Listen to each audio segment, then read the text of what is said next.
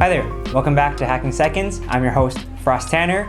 Today, we're going to be doing a watch spotlight on the 1979 Rolex Air King reference 5500. Let's get to it.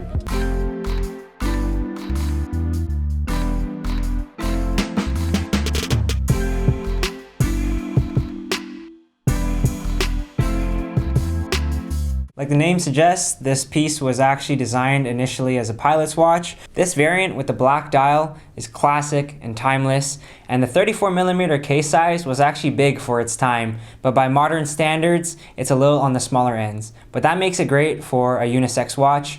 The reference 5500 was in production for an incredible 37 years, starting in 1957.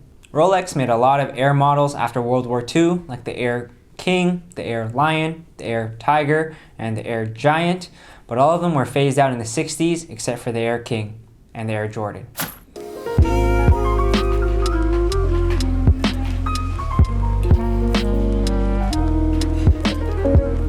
The models with precision stamped on the dial have the caliber 1520. This is a standard 42-hour power reserve, 26 jewel movement, and this caliber was based on the 1530, which is highly regarded as one of the best Rolex movements of all time. There's a lot of corporate stamped models that were made and also models with nothing stamped at all. On earlier models of this watch, it's stamped with super precision with the caliber 1530.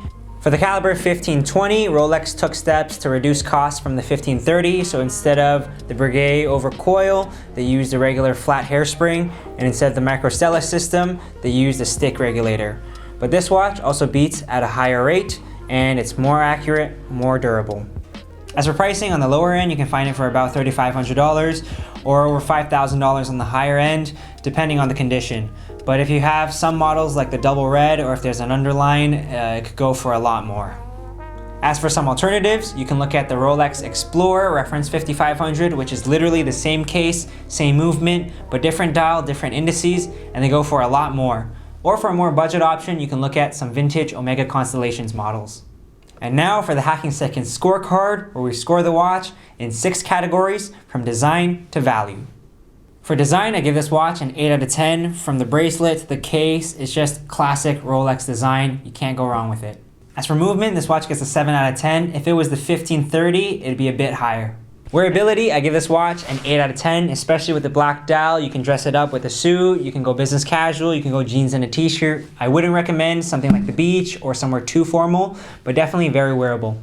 For versatility, I give this watch a 7 out of 10. It is a vintage watch, but it is vintage Rolex, so it is going to be pretty durable, but you're not going to be wanting to do anything physical or anything near water. As for significance, I give this a 7 out of 10. It would be cool to have an earlier model of the Air King like this one, but it would be even cooler if it was a different variation like the double red. For value, I give this a 7 out of 10. It is a lot of money for a vintage watch, and you can get a lot of technically more advanced modern watches, but if you have a particular appreciation for vintage Rolex, you're getting a solid design, great movement, and I'd say you're getting pretty good value. Now, averaging out the scores, this watch gets a solid 7.3 out of 10. This watch really excelled in its design and wearability, and compared with the modern Air King, this watch is technically less advanced, but I'd take this watch any day.